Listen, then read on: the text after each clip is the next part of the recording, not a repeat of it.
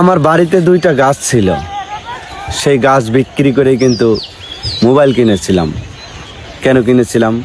আমার আগে যে ফোনটা ছিল ভিভো ফোন 13,000 টাকা দামের, সেই ফোনের ভিডিও যখন ফেসবুকে আপলোড করতাম, সেই ভিডিওগুলো মানুষ দেখতো না, শেয়ার হতো না, মানুষের ভালো লাগতো না, এই জন্য কিন্তু ভিউ আসতো না। তখন আমি কিন্তু এই যে ধার দেনা করে বাড়ির গাছ বিক্রি করে 20,000 টাকা কিস্তির উপর নিয়ে মোবাইল কিনেছিলাম।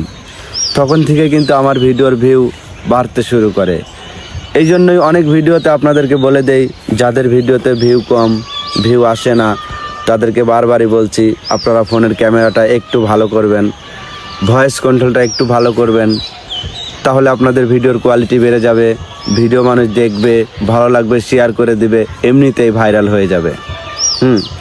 তো আমার মতো আপনারাও বলছি না যে ধার দেনা করে বাড়ির গাছ বিক্রি করে কিনেন।